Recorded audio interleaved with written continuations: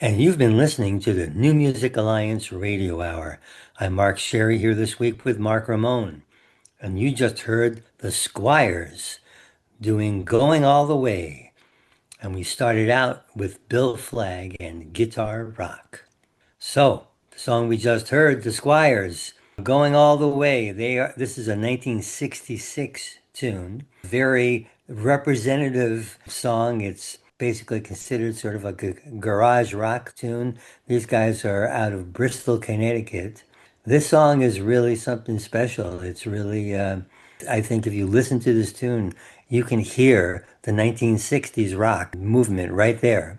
Basically Oh, is. absolutely. Yeah. It is so representative of 1960s rock. Yeah, it's just, and many, there are a bunch of critics who have really called this a gem that never got its real due nationally.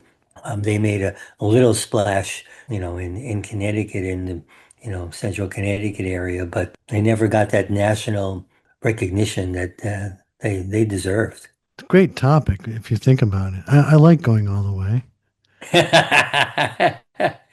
Well, that's what I heard from one of your high school girlfriends too.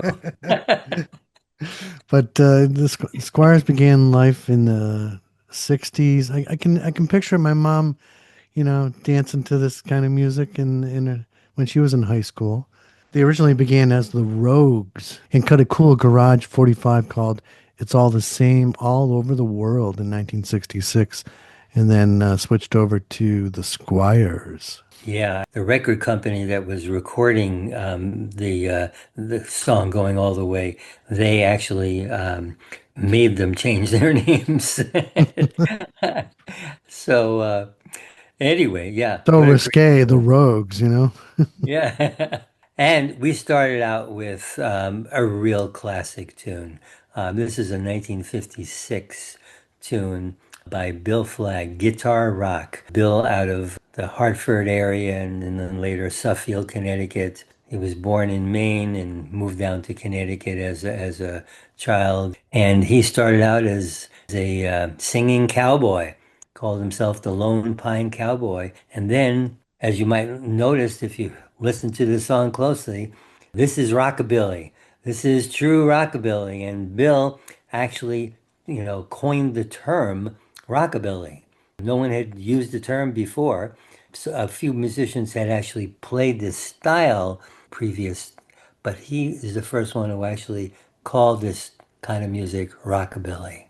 Yeah, such a huge influence in early rock and roll and rockabilly, which became more famous by artists like Johnny Cash and Elvis and so many other greats. It's kind of sad that Bill Flagg didn't get as popular as those artists. He's got some recognition later on in life. He was inducted into the Rockabilly Hall of Fame in 2000. But as we were talking about earlier, he spent a lot of time moving away from his musical career. He went to help his family out. And I can't imagine someone like becoming famous and doing really well in a music career and then like just stopping to go back to living an ordinary life. Can you imagine like Beyonce just stopping now and going back and working at a grocery store or in some office job? No. No, I cannot. But Bill did that. And guess many years later, maybe 30 years after 1958, when he sort of released his last single, he got back out and did some gigs again. Basically, if you were able to catch him, then you really had a unique experience that you should treasure. Absolutely. So we covered the 50s and 60s. So what are we going to cover next? Well, we're gonna go to the 70s and 80s for our next our next block. Seems logical. Yeah. We've got a tune by Miracle Legion, and we're starting out with Fat doing Shape I'm In.